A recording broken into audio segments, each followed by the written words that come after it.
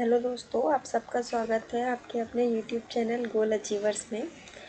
और जैसे मैंने आपको बताया था कि अब हम स्टार्ट करने वाले हैं अपना फिज़िक्स एंड मैथ्स का टेक्निकल पोर्शन। तो आज से हम स्टार्ट करेंगे अपना टेक्निकल पोर्शन।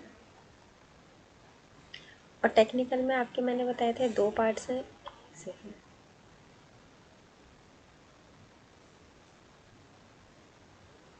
एक है मैथ्स और दूसरा है फिज़िक्स। तो सबसे पहले हम स्टार्ट करते हैं फ़िज़िक्स। एंड फिज़िक्स में मैंने आपको बताई थी कि जो इम्पोर्टेंट टॉपिक है उसकी मैंने आपको कल एक वीडियो बना के दी थी, जिसमें सबसे ज़्यादा इम्पोर्टेंट हमारा था मॉडर्न फिज़िक्स, जो है आपकी मॉडर्न फिज़िक्स या फिर आपका ऑप्टिक्स वाला पोर्शन आप कह सकते हैं। उसके बाद आपका आ रहा था इलेक्ट्रोमैग्नेटिक। इसमें मैंने आपको बताया था सब कुछ आपकी 3 चीज़ें इंक्लूडेड हैं। कौन कौन सी? इलेक्ट्रिक फील्ड वाला, इलेक्ट्रिक जो रिलेटेड है पूरा टॉपिक, मैग्नेटिक से रिलेटेड जो टॉपिक है, एंड आपका third electric field and magnetic field, इन दोनों को मिला के जो टॉपिक है। तीसरा आपका इंपॉर्टेंट जो बन रहा था वो बन रहे थे वेव्स वाले क्वेश्चन, या फिर जिसको आप बोल सकते हैं न्यूक्लियर फिजिक्स वाले क्वेश्चंस। इसमें से किस टाइप के क्वेश्चंस आ रहे थे आपके कि आपका इलेक्ट्रॉन दे रखा है, उसका अगर वो रिवॉल्व कर रहा है उसकी स्पीड कितनी होगी, मास कितना होगा, इस टाइप के क्वेश्चंस।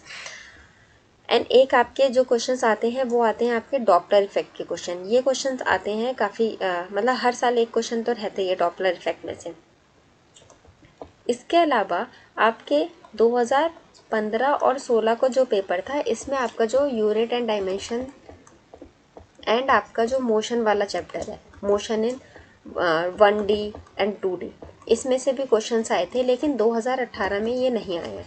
मगर क्या है ना, ये मोशन वाला चैप्टर तो इम्पोर्टेंट है, ज़्यादा कुछ पढ़ना भी नहीं है, 3 लॉज ऑफ मोशन है और थोड़ा बहुत 2D का पढ़ना है, तो वो मैं आपको करा दूंगी, उसमें कोई ज़्यादा बहुत टफ नहीं है।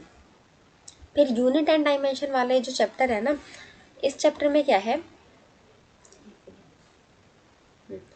यूनिट एंड डायमेंशन वाला जो चैप्टर है ये आपका बहुत बेसिक चैप्टर है। आपको थोड़ा बहुत फिजिक्स का अंडरस्टैंडिंग डेवलप करने के लिए ना ये चैप्टर आना ही चाहिए। तो मैं ऐसा करती हूँ, सबसे पहले आपका यूनिट एंड डायमेंशन से स्टार्ट करती हूँ आज का लेक्चर, एक बेसिक ओवरव्यू देने के लिए कि क्या यूनिट्स होती हैं, डायमेंशंस होती हैं। वैसे आई एम वेरी श्योर आप लोग ग्रेजुएट हैं तो आपको ये सब पता होगा, लेकिन just to generate a link, और अगर कुछ आपका पीछे का छूट गया है या आप कुछ भूल गए हैं तो उसको पूरा दोबारा रिकॉल करने के लिए ये एक लिंक की तरह काम कर जाएगा, क्योंकि छोटे छोटे फैक्ट्स होते हैं जो हम भूल जाते हैं। तो इसीलिए उसके वजह से मैं यहाँ पर आपको यूनिट एंड डायमेंशन का रिकॉल करा देती हूँ पूरा। तो टॉपिक क्या है हमारा?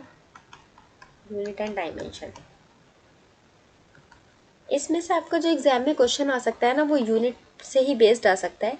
डायमेंशन से बहुत रेयर चांस है कुछ पूछ लेगा, और अगर कुछ पूछेगा भी तो आप उसको या तो इतना इजी होगा कि आप उसको निकाल लेंगे, या तो फिर वो इतना टफ होगा कि वो आपने टर्म ही नहीं सुना होगा। मतलब टर्म सुना होगा बहुत out of the box kind of, कि स्पेसिफिक ग्रेविटी का आपसे अगर पूछ लिया गया तो आप फॉर्मूले से ड्राइव करके निकाल पाएंगे उसको, तो निकाल पाएंगे, अदरवाइज तो याद रख पाना इतनी एक लंबी लिस्ट को थोड़ा मुश्किल काम है। तो हम सबसे पहले स्टार्ट करते हैं यूनिट से, और बाकी डायमेंशन निकालने का मैं आपको तरीका बताऊंगी। उस तरीके से जितने मैक्सिमम क्वेश्चंस आप कर पाएंगे उसकी प्रैक्टिस मैं करवाऊंगी आपको। तो अभी हम स्टार्ट करते हैं अपना टॉपिक यूनिट एंड डायमेंशन। तो सबसे पहले तो आप लोग मुझे ये बताइए कि यूनिट क्या होता है, व्हाट इज यूनिट। देखिए क्या होता है,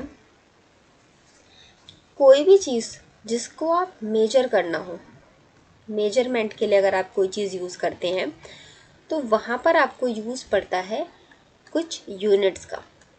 ओके, अब इसका भी कैसे है, बेसिक से आप समझना स्टार्ट करिए। आपको पता है 2 चीज़ें होती हैं इस दुनिया में, 2 चीज़ें हैं। एक तो है आपकी क्वालिटी, ठीक है, दूसरा है आपका क्वांटिटी।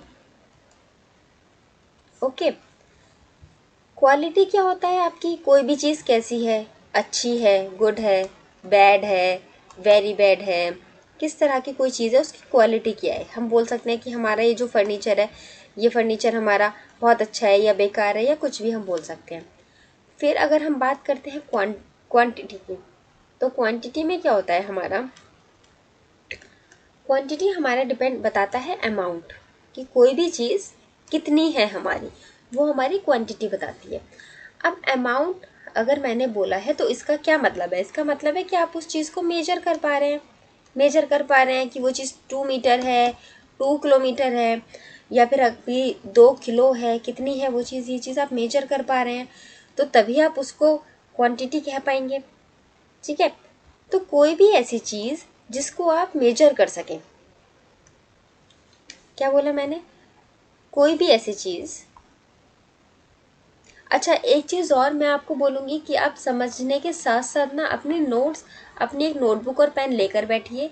बिल्कुल, अगर नहीं लाए हैं तो प्लीज़ वीडियो पॉज कीजिए, अपना नोटबुक पेन लेकर आइए, उससे वीडियो बनाइए। पीडीएफ देना इज़ नो बिग डील, मैं जो लिख रही हूँ उसका स्क्रीनशॉट लेती जाऊँगी और आपको उसका पीडीएफ दे दूँगी।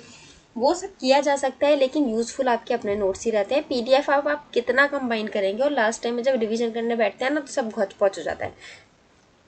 तो आई वुड सजेस्ट यू कि एक कॉपी पेन लेके बैठिए, शॉर्टकट में अपने नोट्स बनाते चलिए, जो आप समझ रहे हैं उसको लिखते जाइए। आप साइंस ग्रेजुएट हैं, आपको पता होगा इतना किस तरह से फिजिक्स एंड मैथ्स के नोट किए जाते हैं, बहुत इजीली नोट्स को बना लेंगे। जैसे जैसे मैं बोलती जा रही हूँ साथ के साथ लिख के चलिए, क्योंकि मैं कुछ रिकॉर्ड पहले से लिख के ला नहीं रही हूँ, आपके सामने ही सब कुछ नोट कर रही हूँ। तो अगर मैं लिख रही हूँ तो आप भी लिख सकते हैं। अगर मुझे कभी कोई शीट या कुछ इस तरह से देना होगा जो पहले से रिकॉर्डेड रहेगा, मेरे पास पहले से राइट इट डाउन रहेगा, तो मैं उसका ज़रूर आपको पीडीएफ प्रोवाइड करा दूँगी। तो फिलहाल अभी आप अपने नोट कोई कॉपी पेन लाइए अपना, और उसमें अपने नोट साथ के साथ बनाइए। तो सबसे पहले अगर हम बात करते हैं फिजिकल क्वांटिटी क्या होता है, मैंने भी क्या बताया है, क्वांटिटी क्या होता है? कोई भी ऐसी चीज़ जिसे आप मेजर कर सकें। तो क्या बताया मैंने कि ऑल द क्वांटिटीज जो आपका अमाउंट बता रहा है, अमाउंट जब पता चलता है, all the quantities that can be measured. ठीक है, ऐसी सारी क्वांटिटीज जिसे आप मेजर कर सकेंगे उनको हम क्या कहेंगे? Physical quantity. अब अगर मैं बात करूं इसके एग्जाम्पल की, तो एग्जाम्पल क्या हो गया इसका? मास, लेंथ, टाइम। मास को आप मेजर कर सकते हैं ना कि 1 kg है, 1 ग्राम है, या 1 क्विंटल है, कितना है आपका मास, आप मेजर कर सकते हैं। लेंथ भी आप मेजर कर सकते हैं कि आपका 1 मीटर है, 1 किलोमीटर है, 1 माइल है। बहुत सी यूनिट है मेजर करने की, बहुत अलग अलग यूनिट है, आप उनको मेजर कर निकाल सकते हैं क्या है। फिर टाइम, सेकंड है, आवर है, मिनट है। ठीक है, तो आप टाइम भी मेजर कर सकते हैं। तो इस तरह से आप और भी बहुत सी यूनिट, आप फोर्स ले लीजिए, इसको भी आप मेजर कर सकते हैं। जूल है, न्यूटन है, बहुत सारी यूनिट है, इसको भी अलग अलग फॉर्म्स में मेजर करने की। अलग अलग मैंने आपको इतनी सारी अलग अलग यूनिट्स बताई हैं, ये क्यों है, ये कहाँ से आती हैं, इन्हें हम कैसे कन्वर्ट करके एक जैसा बनाते हैं, वो सब मैं आपको बता दूंगी। लेकिन अब आप ये देखिए, ये जितनी भी चीज़ें हैं जिनको आप मेजर कर सकते हैं, वो सब आपकी क्या कहलाती हैं? Physical quantities. तो आपको क्वेश्चन में पूछा जा सकता है which of the following, which of the, ये आप क्वेश्चन है आपका, इज अ फिजिकल क्वांटिटी। तो ऑप्शन 1 है आपका इसका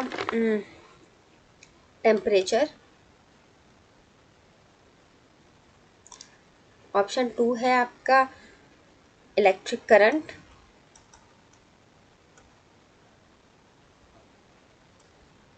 ऑप्शन 3 है आपका मैग्नेटिक फील्ड, और ऑप्शन 4 है आपका ऑप्शन 4 है आपका ग्रेविटेशन कांस्टेंट, ग्रेविटेशनल कांस्टेंट आ गया। तो बताइए इनमें से आप और ऑप्शन 5 है आपका all of the above, all of the above. ठीक है, तो बताइए इसमें से आपको कौन सा ऑप्शन सही है, जल्दी से कमेंट में बताइए इसमें से कौन सा ऑप्शन सही है। क्वेश्चन में आपसे पूछा गया है कि which of the following is a physical quantity. ये 5 ऑप्शन दिए गए हैं कि इनमें से कौन सी आपकी फिजिकल क्वांटिटी है। Temperature, electric current, magnetic field, gravitational constant, all of the above. इनमें से कौन सी आपकी फिजिकल क्वांटिटी है, बताइए। देखिए इसका आंसर है ऑल ऑफ द अबव, क्योंकि टेम्परेचर को आप मेजर कर सकते हैं कि केल्विन में है आपका टेम्परेचर, या फिर डिग्री सेंटीग्रेड में है, या फ़ारेनहाइट में टेम्परेचर को आप मेजर कर सकते हैं। फिर आता है इलेक्ट्रिक करंट। इलेक्ट्रिक करंट को भी आप मेजर कर सकते हैं, एम्पियर इसकी यूनिट होती है। मैग्नेटिक फील्ड को भी आप मेजर कर सकते हैं, टेस्ला होता है इसमें। फिर ग्रेविटेशनल कांस्टेंट को भी आप मेजर कर सकते हैं, क्या होता है आपका G equals to F m1 m2 sorry F equals to G m1 m2 by R square होता है। ये आपका G होता है, इधर से इनको ले जाइए, इनको नीचे लाएंगे तो G की भी कुछ ना कुछ यूनिट निकल के आती है, कैसे निकलती है बता दूंगी आपको। तो यह आपका ग्रेविटेशनल कांस्टेंट भी होता है। तो इसका क्या हो गया correct answer, all of the above. आप लोग ग्रेविटेशनल कांस्टेंट में कंफ्यूज हुए होंगे, पर ये भी आपका फिजिकल क्वांटिटी में ही आता है। ओके, अब ये तो मैंने आपको बता दिया कि फिजिकल क्वांटिटीज क्या होता है। अब आप लोग ये बताइए कि हम मेजरमेंट कैसे करते हैं। आपने ये तो सुन लिया कि फिजिकल क्वांटिटी भैया हमारा क्या है, जिसे हम मेजर कर सकते हैं। अब सवाल उठता है आप मेजर कैसे करेंगे, बताइए। देखिए, मेजर करने के लिए क्या करा जाता है, हमारी कुछ स्टैंडर्ड यूनिट सेट कर दी जाती हैं, कुछ स्टैंडर्ड्स बना दिए जाते हैं कि 1 kg हमारा इतना अमाउंट है, ठीक है, या फिर हमारा 1 ग्राम जो है वो हमारा इतना अमाउंट है, ठीक है। ये आपका एक स्टैंडर्ड सेट कर दिया गया है। अब आप जब कंपेयर करते हैं कोई भी नई चीज़ को, जब आप इसके हिसाब से कंपेयर करते हैं तो आप बताते हैं कि ये क्वांटिटी कितनी है। आपने देखा होगा दुकानों में, जब अगर आपने कुछ अब तो डिजिटल इलेक्ट्रॉनिक वाले आ गए हैं, तोलने वाले जो होते थे, आपका तोल जिसे कहते हैं, वेइंग मशीन जिसे कहते हैं, अब तो वो इलेक्ट्रॉनिक वाले आ गए हैं। पहले तराजू होता था इस टाइप से, शायद देखा होगा आप लोगों ने, इस टाइप से तराजू होता था। इसमें क्या करते थे, एक तरफ वो भारी सा एक बट्टा रखते थे, ऐसे आयरन का रहता था, उस पर 1 किलो या 500 ग्राम जितना भी अमाउंट लिखा रहता था। तो ये आपका एक स्टैंडर्ड यूनिट होता था। अब इससे कुछ अमाउंट को कंपेयर किया जाता था। इधर आपके चाहे गेहूँ, आटा, चावल कुछ भी वो डालते थे, इन दोनों का कंपैरिजन होता था। जब ये दोनों बराबर आ जाते थे तब हम कह देते थे कि हाँ ये भी 1 किलो है। तो एक तरह से हमने इसको इस तरह से मेजर कर लिया था। तो जब आपको स्टैंडर्ड यूनिट में लाके कंपेयर करते हैं तो उसको हम कैसे ऐसे मेजर करते हैं। तो जो भी चीज़ आप इस तरह से कंपेयर करके मेजर कर सकते हो उसको आप क्या बोलते हो, फिजिकल क्वांटिटी, ठीक है। अब ये तो समझ में आ गया होगा आपको फिजिकल क्वांटिटी क्या होती है। अब सवाल ये उठता है कि मैंने आपको इतना कुछ ये पढ़ाया क्यों है फिजिकल क्वांटिटी के बारे में। इसका रीज़न ये है कि हमारे जो है प्रीवियस ईयर के अगर हम क्वेश्चंस देखेंगे तो हमारा इन पे एक क्वेश्चन आया है फिजिकल क्वांटिटी पे बेस्ड, 2015 में आए हैं, दोनों सेट्स में अलग अलग क्वेश्चन आया था और शायद 16 में भी एक क्वेश्चन था। तो अगर मैं आपसे पूछती हूँ फिजिकल क्वांटिटी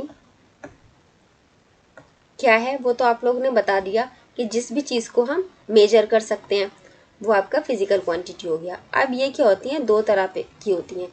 एक तो होती हैं जो डायरेक्शन वाइज, जिसको हम बता सकते हैं डायरेक्शन से जिनका हमें पता चलता है, ठीक है। और दूसरी क्या होती हैं जो जिनसे एक हमारी एक डिपेंडेंसी पता चलती है कि वो एक्चुअल में कितनी अमाउंट है, जिस कितना अमाउंट की हमारी कोई चीज़ है, हमें ये चीज़ पता चलती है। जैसे हमारी इसमें आ जाती हैं कुछ, इनको हम या फिर हम इन्हें डिपेंडेंसी कह सकते हैं या कुछ फंडामेंटल क्वांटिटीज़ भी कह सकते हैं। मतलब एक तरह से जिससे हमें कुछ अमाउंट का पता चलता है, कोई अमाउंट का पता चलता है कि कोई अमाउंट हमारी कितनी है, वो हमारी क्या कहलाती है, एक फिजिकल क्वांटिटी एक टाइप की। और एक टाइप की जो फिजिकल क्वांटिटी होती है वो आपकी डिपेंड करती है डायरेक्शन के ऊपर। वो आपकी डिपेंड नहीं करती है, मतलब वो डायरेक्शनल होती हैं, डायरेक्शन पे बेस्ड होती हैं।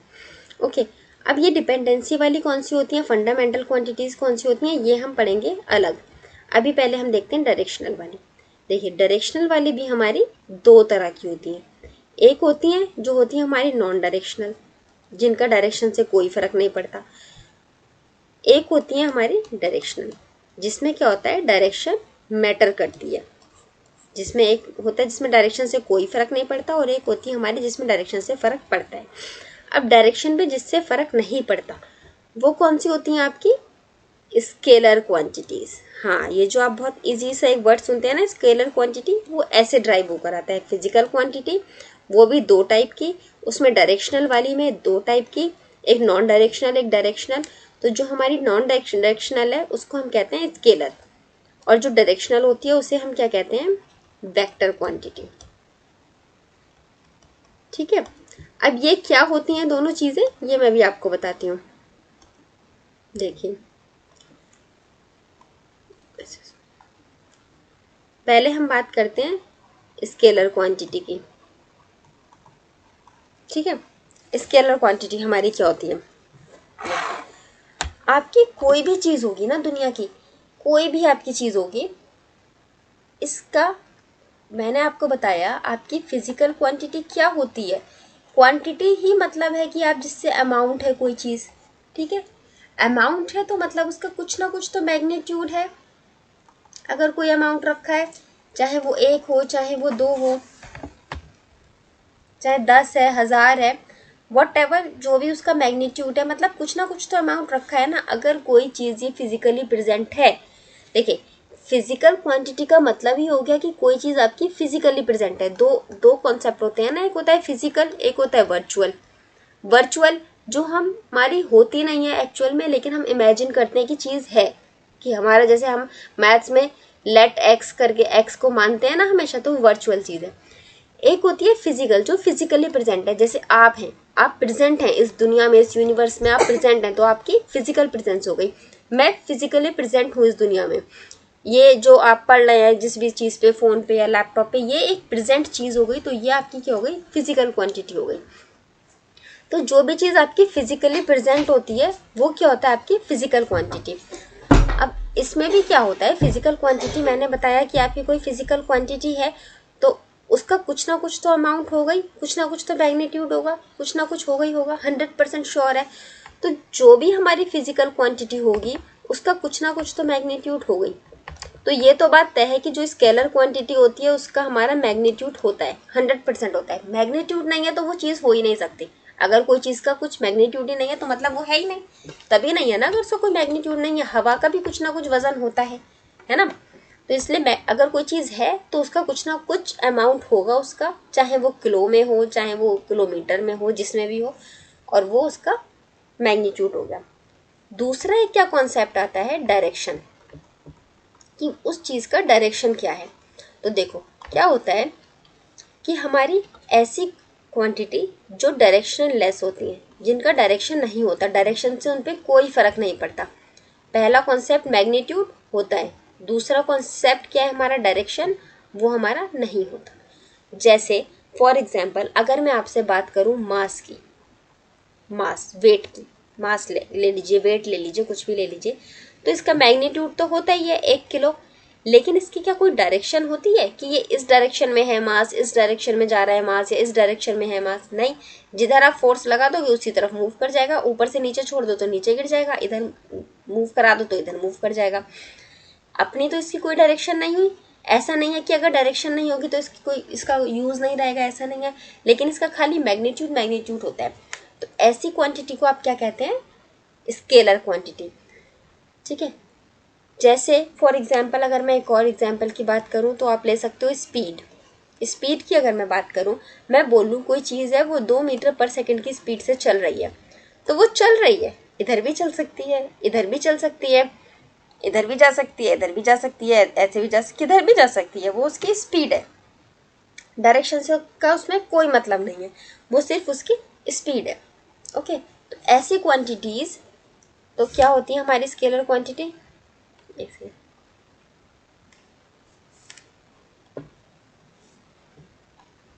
स्केलर क्वांटिटी क्या होती है हमारी स्केलर क्वांटिटीज? क्वांटिटीज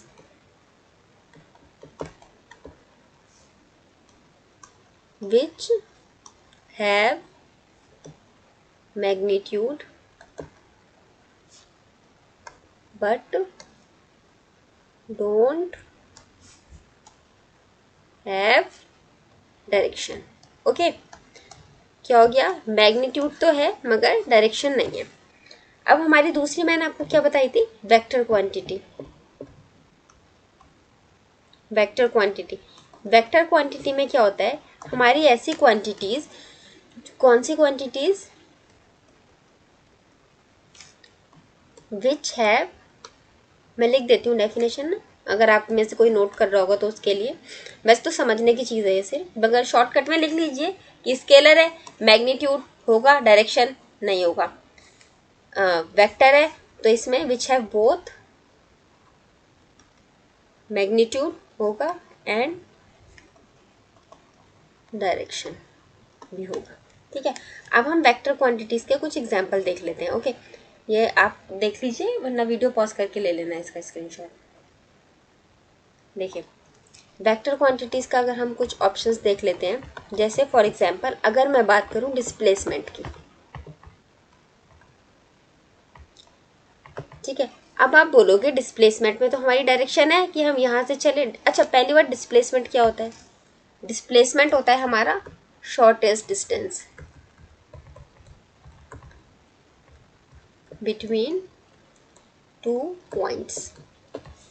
ये अगर हमारा ए है, ये हमारा बी है, ठीक है, इसके बीच का शॉर्टेस्ट डिस्टेंस ये है। अब मैं आने को तो ऐसे ऐसे ऐसे ऐसे कैसे भी करके पहुंच सकती हूँ ना बी तक, कोई मनाही थोड़ी है, मैं कैसे भी जाऊँ बी पे, लेकिन जो इनके बीच का शॉर्टेस्ट डिस्टेंस है वो हमारा क्या कहलाता है? डिस्प्लेसमेंट। अब आप लोग बोलोगे कि भाई डिस्प्लेसमेंट तो हमारा फिक्स हो गया, यहाँ से चला इधर आया, डायरेक्शन तो हो गई, मैग्नीट्यूड हो गया, जितना भी वो तो ठीक है, हमें पता चल गया, वो तो स्केलर में भी होता है, लेकिन ये वेक्टर क्यों है? क्योंकि डायरेक्शन तो इसकी पता है हमें, ऐसी सॉरी वेक्टर क्यों है ये हमारा? क्योंकि वो तो ऐसे, वो इधर से ऐसे भी जा सकता था, ऐसे भी जा सकते, ऐसे भी जा सकता था, ऐसे भी जा सकता था, लेकिन ऐसा नहीं है ना। पॉइंट ए पे कोई चीज़ है और उसको पॉइंट बी पे पहुंचना है, तो वो ऐसे ऐसे हर जगह से जा सकती है, ठीक है, मगर ये चीज़ आपकी क्या कहलाती है? डिस्टेंस। और डिस्टेंस आपका होता है स्केलर। जब एक फिक्स डायरेक्शन है, शॉर्टेस्ट डिस्टेंस मतलब सबसे छोटा रास्ता, सबसे छोटे रास्ते की तो एक फिक्स डायरेक्शन हो गई ना। ऐसे ही सबसे छोटा रास्ता तो वही है ना, सबसे छोटा तो यही रास्ता है ना, ये सबसे छोटा। ऐसा तो नहीं है मैं ऐसे ले जाऊंगी तो ये सबसे छोटा रास्ता हो जाएगा, नहीं होगा। सबसे छोटे रास्ते की डायरेक्शन तो फिक्स है ना, इधर से अगर ए से बी की तरफ जाना है तो सबसे छोटे की तो फिक्स है डायरेक्शन। तो इसीलिए डिस्प्लेसमेंट हमारा क्या होता है? वेक्टर क्वांटिटी होता है। ऐसा नहीं है ना ये ऐसे ऐसे ऐसे ऐसे ऐसे, ऐसे कहीं से भी घुमा कर ले जाओगे तो फिर वो डिस्टेंस हो जाएगा। डिस्टेंस आपका स्केलर क्वांटिटी है। वेक्टर क्वांटिटी क्या है? डिस्प्लेसमेंट, एक फिक्स डायरेक्शन है। सिमिलरली जब हम बात करते हैं वेलोसिटी की, अब जैसे स्पीड में तो आपका हो गया कि आप यहाँ भी ले जाओ, यहाँ पे भी ले जाओ, यहाँ पे भी ले जाओ, लेकिन नहीं, वेलोसिटी में क्या होता है कि आपका यहाँ से शुरू होकर वो इसी डायरेक्शन में जाता है, तो वो क्या कहलाता है? हमारा वेक्टर क्वांटिटी। इसमें से कुछ तो आप एनालाइज करके भी बता सकते हैं, कुछ आपको याद भी करने पड़ सकते हैं। जैसे आपका अगर मैं 2015 वाला पेपर देखूं, 2015 का जो शिफ्ट 1 का और 2 का जो पेपर है, मैंने अपने चैनल पर डाला भी है, उसको आप देखिएगा जरूर। तो उसमें एक क्वेश्चन है कि which of the following is vector quantity. सिर्फ यही एक क्वेश्चन मैंने अभी तक देखा है एटीसी के पेपर में, यूनिट एंड डायमेंशन से आया हुआ, which of the following is vector quantity. कुछ कुछ ऑप्शंस दे रखे हैं। शिफ्ट 1 का जो पेपर है उसमें जो ऑप्शन है करेक्ट आंसर है वो है एरिया, और शिफ्ट 2 का जो पेपर है उसका करेक्ट ऑप्शन का आंसर है टॉर्क। तो देखिए, एरिया आप कोई भी चीज़ का निकालोगे, आपने इतनी जगह का एरिया निकाला तो आपको पता है आपने इस डायरेक्शन से इस डायरेक्शन में ये इस चीज़ का एरिया निकाला, मैग्नीट्यूड तो होगा हर किसी का, वो 100% पता है हमें। बात किस पे अटकती है आपकी? सिर्फ डायरेक्शन के ऊपर, ठीक है। अब आपको पता है आपने ये फिक्स एरिया में कुछ चीज़ कैलकुलेट करी है, तो ये इसका फिक्स डायरेक्शन हो गया, ये पूरा अंदर का जो एरिया है इसका ये फिक्स डायरेक्शन में हो गया। ये ऐसे भी हो सकता था, ये ऐसे भी हो सकता था, ये ऐसे भी हो सकता था, ये ऐसे भी हो सकता था, या आपको कोई भी डायरेक्शन में हो सकता था। तो आपका एरिया जो हो गया वो एक कौन सी क्वांटिटी आ गई? Vector quantity. सिमिलरली टॉर्क क्या होता है? वो आपका एक तरह का फोर्स ही होता है, और फोर्स क्या आप फिक्स डायरेक्शन में लगाओगे, ऐसे ही लगाओगे ना। ऐसा तो नहीं है कि अगर आपको एक चीज़ इधर से इस तरफ मूव करानी है तो आप इधर फोर्स लगाना शुरू करोगे, बताइए पॉसिबल है क्या? ये मान लीजिए ये एक बॉक्स है, यहाँ पर रखा हुआ है, ये आपको यहाँ पर एक ये वॉल है और आपको इस बॉक्स को इस वॉल के पास लाना है, तो आप क्या करोगे? फोर्स आप इस तरफ ही लगाओगे ना, तभी ये बॉक्स इधर मूव करता करता यहाँ तक आएगा ना। ये अगर आप फोर्स इस डायरेक्शन में लगाना शुरू कर दोगे तो ये बॉक्स यहाँ से उल्टा मूव कर जाएगा, आपका पर्पस तो नहीं सॉल्व होगा। तो फोर्स की भी एक फिक्स डायरेक्शन हो गई, इस डायरेक्शन में लगेगा, प्लस आप फोर्स लगा रहे हो, 1 न्यूटन लगा रहे हो, 2 न्यूटन लगा रहे हो, कुछ ना कुछ तो उसका मैग्नीट्यूड रहेगा ही। तो ये भी आपका क्या आ जाता है? Vector quantity, force. और टॉर्क क्या है? एक फॉर्म ऑफ फोर्स ही है, तो इसको भी हम क्या कहते हैं? Vector quantity. एक और होता है इम्पल्स, वो भी क्या होता है, एक तरह का फोर्स होता है लेकिन बहुत सेकंड्स के लिए लगाते हैं, तो वो भी आपका क्या आएगा, वेक्टर क्वांटिटी। तो इस तरह से आप एनालाइज कर सकते हैं कि आपका क्या वेक्टर क्वांटिटी हो सकता है और क्या वेक्टर क्वांटिटी नहीं हो सकता है। ओके, तो अब इसके बाद ये आपका 2015 का पेपर का एक क्वेश्चन है, 2015 के पेपर का क्वेश्चन है, मैंने आपको क्वेश्चन करवा दिया है, आप चेक कर सकते हैं। इसी तरह से मैं टॉपिक के साथ आपके क्वेश्चंस भी करवाती चलूंगी, तो डोंट वरी। एंड ये आपका एक क्वेश्चन था जो 2015 का आ चुका है। अब ये ना क्या है, बहुत बेसिक लेवल है, अब ये चीज़ नहीं पूछी जाएगी, शायद बहुत इजी पेपर बना दिया तो पूछ भी लिया जाए, वरना बहुत रेयर चांसेस हैं। अगर आप यूनिट एंड डायमेंशन में से पूछा जाएगा तो एक स्टेप आप आगे जाओगे। अब वो क्या है उसको देख लेते हैं, क्योंकि वो पढ़ने का फायदा नहीं है जो नहीं आने वाला है।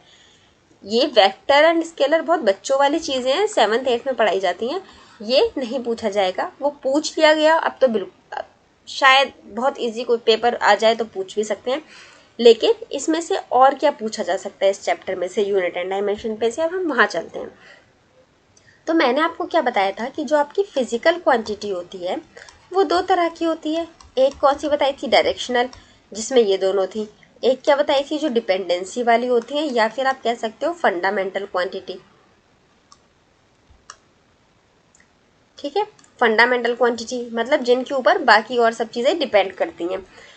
जैसे फॉर एग्जांपल अगर मैं इसमें बात करूं तो जैसे आपका आ गया मास, ठीक है, या फिर आ गया आपका लेंथ, ये आपकी बिल्कुल बेसिक यूनिट है, इनके ऊपर बाकी चीज़ें डिपेंड करती हैं। जैसे अगर मैं ग्रेविटेशनल फोर्स का फॉर्मूला ही लिखूं G m1 m2/r², तो देखिए ये फोर्स आपका जो है वो डिपेंड करता है मास पे, इस मास पे, और ये r² बोले तो लेंथ पे, और ये ग्रेविटेशनल ये एक तरह का कांस्टेंट है। तो ये मास, लेंथ, टाइम, ठीक है, तो ये जो बेसिक क्वांटिटी हो गई ना आपकी, ये होती हैं आपकी फंडामेंटल क्वांटिटीज, सॉरी डिपेंडेंसी वाली क्वांटिटीज। अब इसमें एक ये आ गया आपका फंडामेंटल क्वांटिटी। एक और पोर्शन इसमें क्या होता है दूसरा, वो क्या होता है, ड्राइव्ड। अब ऐसा तो नहीं हो सकता ना, ड्राइव्ड क्वांटिटी ऐसा नहीं हो सकता कि आपकी सभी यूनिट्स बेसिक्स हो जाएं, बेसिक यूनिट आ जाए, तो फिर कोई मतलब ही नहीं बनेगा उनको ड्राइव करने का या इस चैप्टर को पढ़ने का, फिर तो सब रटे लो बैठ के रटने पड़ जाएगा। लेकिन नहीं, ऐसा नहीं होता। कुछ आपकी फंडामेंटल यूनिट होती हैं, मास, लेंथ, टाइम, और भी हैं वो आगे पढ़ाऊंगी। बाकी होती हैं आपकी ड्राइव्ड, ठीक है। बाकी सब मेजरली ये दो ही में डिवाइड हैं, जो आपकी डिपेंडेंसी वाली हैं वो दो में ही मेजरली डिवाइड हैं। मैं अलग ही पेज ले लेती हूँ उसके लिए। ये जो आपकी डिपेंडेंसी वाली जो हो गई, डिपेंडेंसी वाली क्वांटिटी, ये मेजरली आपकी दो में डिवाइड है। एक आपकी फंडामेंटल में, ठीक है, दूसरा आपकी है ये ड्राइव्ड, एक और तीसरी होती है सप्लीमेंट्री। ठीक है, ये चीज़ पूछी जा सकती है कि ये सप्लीमेंट्री क्वांटिटी है या फंडामेंटल है या ड्राइव्ड है।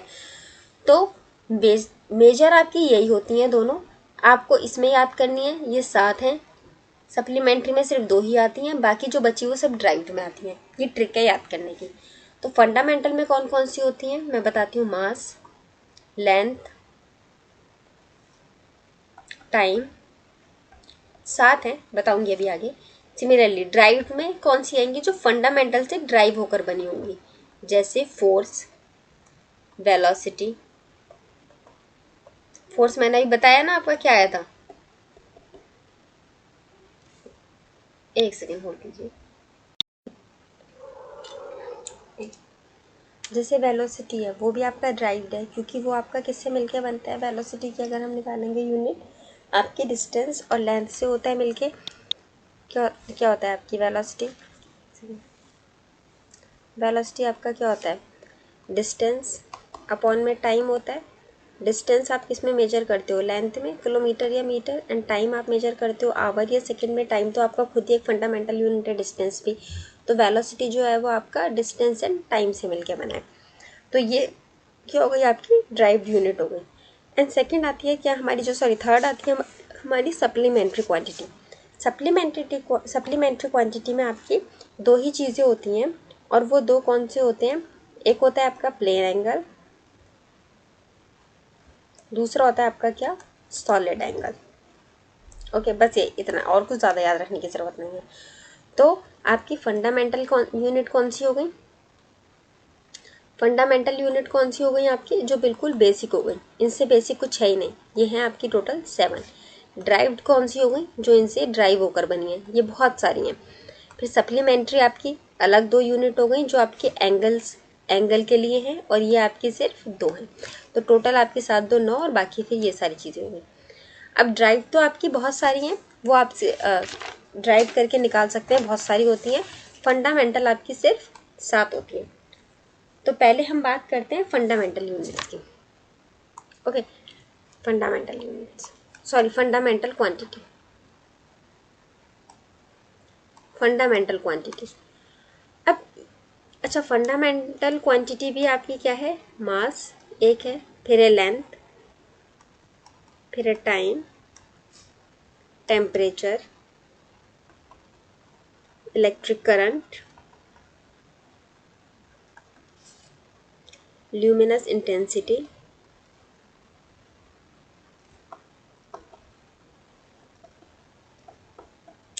और लास्ट आपका है अमाउंट ऑफ सब्सटेंस। अब आप बोलेंगे अमाउंट तो मैम हम शुरू से ही कर रहे हैं, तो ये कौन सा आ गया? ये आपका अमाउंट ऑफ सब्सटेंस आ गया, जो आपका बिल्कुल बेसिक अमाउंट ऑफ सब्सटेंस का होता है, जिसको हम बोलते हैं मोल्स। मोल पर यूनिट आपने केमिस्ट्री में पढ़ा था ना, ये उस कॉन्टेक्स्ट में चला गया है ये वाला। तो अभी फंडामेंटल क्वांटिटी के बारे में और ज़्यादा डिटेल्स हम डिस्कस करने से पहले क्या करेंगे, पहले हम समझ लेते हैं कि हमारी यूनिट क्या चीज़ होती है। ओके, तभी हम फिर इसकी यूनिट क्या है, इसका क्या यूनिट है, ड्राइव कैसे करना है आगे, उसके बारे में हम डिस्कस तभी करने में मज़ा आएगा। पहले हम देख लेते हैं कि हमारी यूनिट क्या होती है।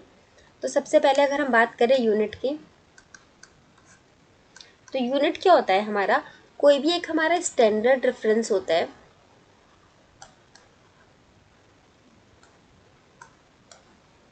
Standard reference of measurement. मैंने बताया था ना, आप मेजर करने के लिए आप क्या करते हो, कुछ एक स्टैंडर्ड चीज़ सेट कर लेते हो। तो वो जो स्टैंडर्ड आपका होता है, उसको हम क्या कहते हैं? मेजर करने के लिए जो आपका एक स्टैंडर्ड रेफरेंस होता है, उसको हम क्या कहते हैं? यूनिट। फिर क्या होता है, आपके इस यूनिट के मल्टीपल के हिसाब से आपका पता चलता है कि कितनी क्वांटिटी है। जैसे हमने 1 किलो का ये अमाउंट सेट कर लिया, सपोज 1 किलो, सॉरी,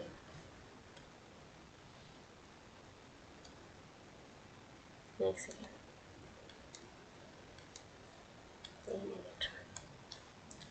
सपोज ये हमने 1 kg के लिए ये अमाउंट सेट कर लिया, ठीक है, ये अमाउंट। अब हमें अगर इतना और इतना, ये 2 के इक्विवेलेंट अगर हमें अमाउंट दे दिया जाए, तो हम इसको क्या करेंगे? हम इसके हिसाब से इसको मेजर करेंगे, और हम बता देंगे कि ये 2 किलो है। बेसिकली यूनिट ऐसे ही काम करती है।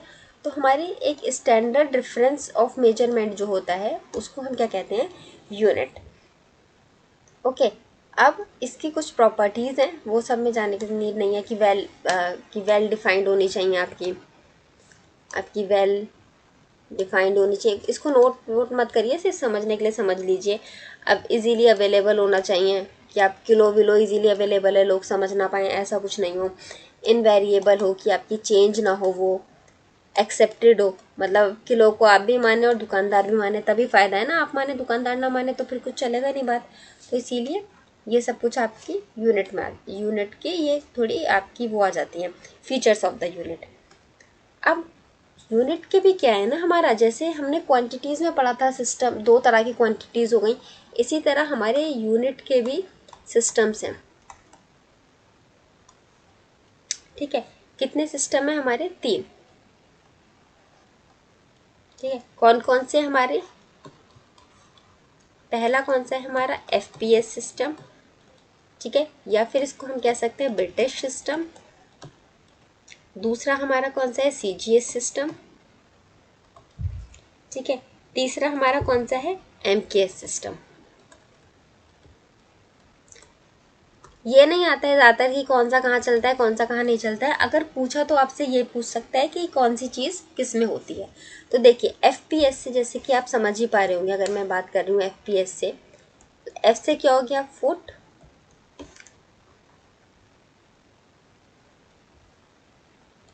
P से हो गया आपका पाउंड, S से हो गया आपका सेकेंड।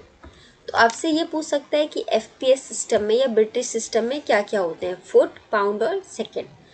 सिमिलरली CGS में क्या होता है, सेंटीमीटर। अच्छा, फुट किसकी यूनिट है, आपको पता है, लेंथ की है।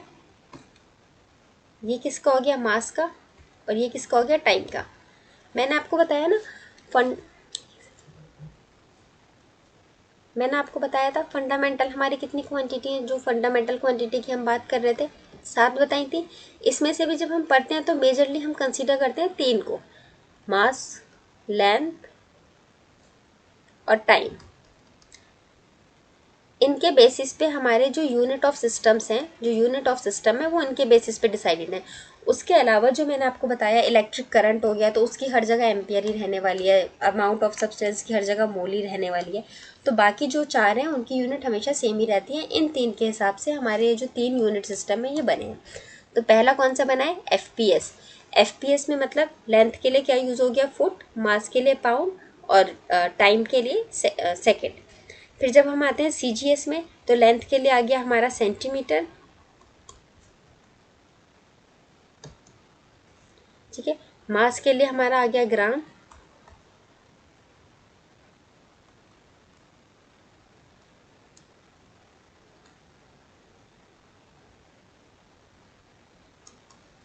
और टाइम के लिए अगेन हमारा क्या आ गया, सेकेंड, टाइम के लिए। उसके बाद जब हम चलते हैं MKS सिस्टम की तरफ, तो इसमें लेंथ के लिए आपका क्या यूज़ हो जाता है, M का मतलब मीटर, और आपका मास के लिए क्या यूज़ हो जाता है, KG, किलोग्राम, एंड टाइम के लिए क्या यूज़ होता है, सेकेंड। तो ये आपके 3 यूनिट्स ऑफ सिस्टम्स हो गए और ये आपके तीनों इस तरह से डिवाइड हो गए।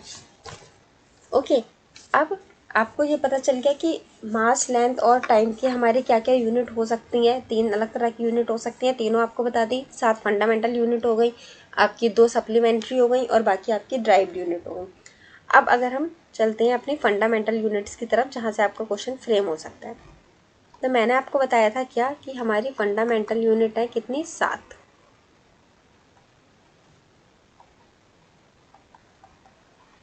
7 बताई थी, बस यही पढ़नी है हमें ज़्यादातर मेन, ठीक है। मैं यहाँ लिख देती हूँ कि वो मैंने आपको कौन कौन सी बताई थी। यहाँ हम लिखेंगे फिजिकल क्वांटिटी, यहाँ हम लिखते हैं उसकी SI यूनिट क्या है, और यहाँ पर मैं साथ में आपको सिंबल लिख दूंगी, क्योंकि आपको जब हम डायमेंशन पढ़ेंगे ना तब इसकी ज़रूरत पड़ सकती है। देखिए, एक सेकेंड, हाँ, देखिए जब हम बात करते हैं लेंथ की,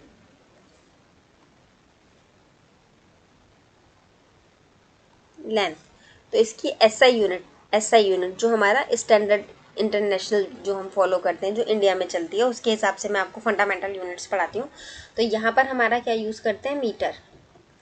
अब आप मुझे बताइए मीटर कौन से सिस्टम में यूज़ हुआ था, कौन सिस्टम में यूज़ हुआ था, MKS में। बताए थे ना अभी 3 यूनिट के सिस्टम, उसमें मीटर यूज़ हुआ था लेंथ के लिए।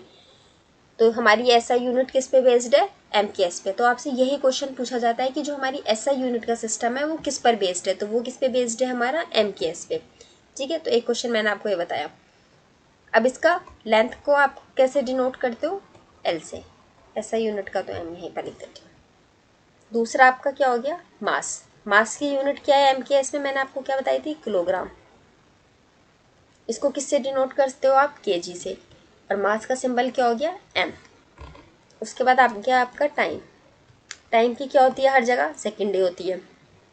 तीनों सिस्टम्स में टाइम की सेम ही थी, पता है आपको, बताई थी मैंने। चलो,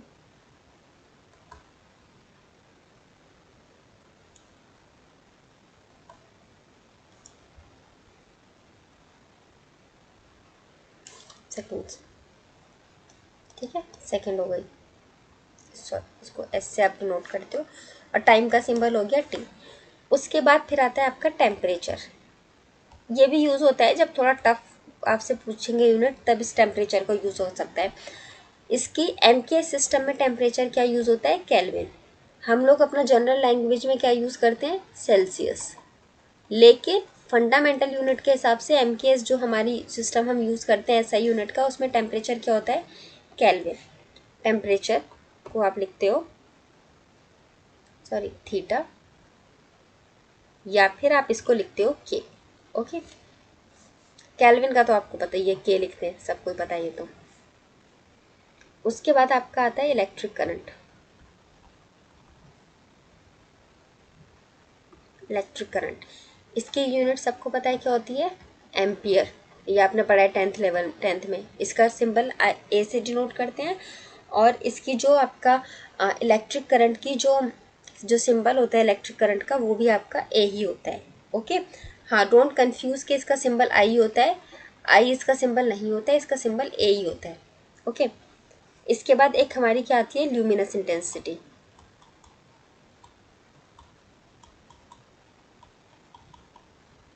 ठीक है, इसकी यूनिट हमारी ल्यूमिनस इंटेंसिटी की यूनिट होती है कैंडेला।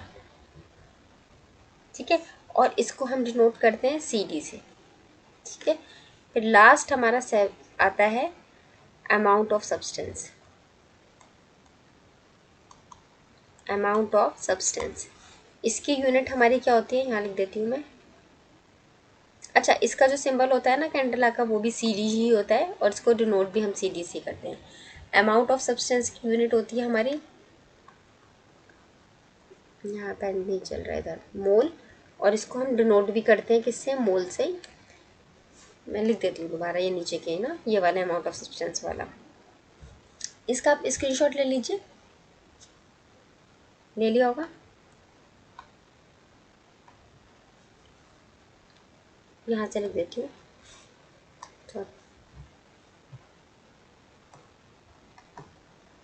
ल्यूमिनस इंटेंसिटी, इसकी क्या हो गई आपकी, कैंडेला। सी डी इसका सिंबल हो गया, और अगर आपको इसको डिनोट करना है ल्यूमिनस इंटेंसिटी को, उसको भी सी डी से डिनोट करेंगे। थर्ड आ गई आप, लास्ट आपका 7th कौन सी आ गई, अमाउंट ऑफ सब्सटेंस। इसकी आपकी यूनिट क्या हो गई, मोल, और इसको डिनोट भी करते हैं किससे, मोल से। ओके, तो ये आपके यूनिट्स का तक का पोर्शन पूरा कवर हो गया कि कौन सी यूनिट होती है, क्या आपकी फंडामेंटल है, क्या आपकी ड्राइव रेट। ड्राइव यूनिट कैसे करेंगे वो हम क्वेश्चंस करेंगे, तब आपको समझाऊंगी मैं कैसे निकालते हैं। और ये आपकी पूरा आपका यहाँ फंडामेंटल यूनिट्स एंड उनकी SI unit, MKS system, FPS system मैंने आपको पढ़ा दिया, ये सब आपका कवर हो गया जितना आपके एग्जाम के लिए रिक्वायर्ड है। अच्छा, अब ये जो मैंने आपको बताई है ना 7 फंडामेंटल यूनिट्स जो मैंने बताई हैं आपको, फंडामेंटल यूनिट्स जो बताई हैं, इनकी हेल्प से आप क्या निकालते हो, डायमेंशंस निकालते हो। डायमेंशन जैसे आपने देखा होगा एमएलटी की फॉर्म में हम लिखते हैं जब क्वेश्चंस को। ओके, तो वो हम इसी में बताते हैं। जो मैं आपको यहाँ पर साइड में सिंबल्स लिखवा रही थी ना, सिंबल्स, वो सिंबल्स आपके डायमेंशन के लिए ही यूज होते हैं। वहाँ साथ में इसलिए लिखवा दिए, याद करने में ईजी हो जाता है रिलेट करके। जैसे अब अगर मैं बात करूँ मास, तो मास को आप कैसे डिनोट करोगे, एन से। ठीक है, अगर मैं लिख देती हूँ मास इनटू मास, तो इसका डायमेंशन क्या आ जाएगा आपका, mass into mass, M square. Okay, तो डायमेंशन आपका क्या बताता है कि कोई भी क्वांटिटी है हमारी, वो किस फॉर्म में है और कितनी है। फॉर एग्जाम्पल अगर मैं 1 मास लिख देती, तो ये हमारा 1/m दिखाता, और ये बन जाता m-1। ओके, तो इससे क्या पता चला कि हमारा मास है वो कितना है और किस फॉर्म में है। 1 मास है, 2 मास है, इनवर्स फॉर्म में है, स्क्वायर है, हमारा कितना मास है वो हमारा सा डायमेंशन से पता चलता है। अब हम डायमेंशन निकालते हैं कैसे। जैसे मैंने आपको ये बता दिया कि ये मास वाला, तो मैंने आपको बता दिया कि कैसे क्या हुआ मास का। अब डायमेंशन निकालने के लिए मैं आपको कल का लेक्चर में बताती हूँ, क्योंकि फिर आज का लेक्चर बहुत ज़्यादा लंबा हो जाएगा। कितना हो गया ऑलरेडी काफ़ी लेक्चर हो गया है, तो मैं आपको कल के लेक्चर में बताऊंगी डायमेंशन हम कैसे निकालते हैं। और कल ये यूनिट एंड डायमेंशन आपका पूरा कंप्लीट हो जाएगा। डायमेंशन बताऊंगी कैसे निकालना है, कुछ उसके क्वेश्चंस दूंगी जो आ सकते हैं आपके, जो जिस तरह के क्वेश्चंस आते हैं, कुछ क्वेश्चंस प्रैक्टिस करवाऊंगी और कुछ होमवर्क के दूंगी, एंड देन आपका यूनिट एंड डायमेंशन कवर हो जाएगा। इसके बाद आप लोग मुझे कमेंट बॉक्स में बताइए कि आप पहले काइनेमेटिक्स पढ़ना चाहते हैं या फिर कोई और फिजिक्स का टॉपिक पढ़ना चाहते हैं, जैसे मॉडर्न फिजिक्स वगैरह हो गया। ठीक है, आप मुझे ये चीज़ एक कमेंट में करके बता दीजिए, काइनेमेटिक्स वाला पढ़ना चाहते हैं, मॉडर्न फिजिक्स पढ़ना चाहते हैं। दूसरी एक चीज़, क्या मैथ्स में मैं आपका शुरू करवाने का सोच रही हूँ, तो इसमें आप मुझे बस एक चीज़ बताइए कि आप पहले मैट्रिक्स या फिर लीनियर अलजेब्रा टाइप कुछ इस तरह का पढ़ना चाहते हैं, या फिर कैलकुलस से शुरू करना चाहते हैं।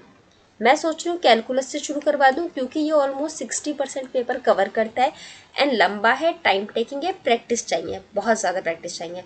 तो जितना जल्दी ये कवर होगा उतना जल्दी हमारा कॉन्फिडेंस बिल्डअप हो जाएगा। वैसे आप लोग एक बार बता दीजिए मुझे कमेंट में, आप इनमें से क्या चीज़ पहले पढ़ना चाहते हैं, फिजिक्स में क्या पहले पढ़ना चाहते हैं और मैथ्स में क्या पढ़ना चाहते हैं। और फिर साथ के साथ मैं इंग्लिश की भी क्लासेस स्टार्ट करती हूँ 1-2 दिन में। ओके, तो ये था आज का फिजिक्स का लेक्चर। अगर आपको इन्फॉर्मेटिव लगा, कुछ भी आपको नया जानने मिला, आपको लगा अगर आपके लिए यूज़फुल है, तो प्लीज़ मेरे इस चैनल को, मेरे इस वीडियो को प्लीज़ लाइक कीजिए, प्लीज़ लाइक कीजिए मेरी इस वीडियो को। एंड अगर आपको चाहते हैं कि मैं इसी तरह वीडियो बनाती रहूं, आपको मोटिवेशन मिल रहा है और आपको अच्छी लग रही है मेरी वीडियोस, तो प्लीज़ मेरे चैनल को सब्सक्राइब करिए और शेयर कीजिए जितना ज़्यादा हो सके, क्योंकि अगर सब्सक्राइब एंड शेयर नहीं करेंगे तो फिर मोटिवेशन नहीं मिलेगा, तो अल्टीमेटली फिर वो नहीं मज़ा आएगा पढ़ाने में। जितना ज़्यादा सब्सक्रिप्शन होगा उतना ज़्यादा ही मज़ा आता है, जितने ज़्यादा बच्चे पढ़ते हैं। तो प्लीज़ मुझे चैनल को प्लीज़ आप सब्सक्राइब कीजिए, शेयर कीजिए, और प्लीज़ वीडियो अगर आपको यूज़फुल लगती है तो प्लीज़ इसे लाइक कीजिए। तो मैं इस वीडियो को यहीं एंड करती हूँ और कल मिलते हैं एक नई वीडियो के साथ। आप बस कमेंट में मुझे बता दीजिए नेक्स्ट चैप्टर आप कौन सा पढ़ना चाह रहे हैं, इनमें से वही मैं आपका शुरू करा दूँगी। ओके, तो थैंक यू सो मच, और इस वीडियो को मैं यहीं एंड करती हूँ।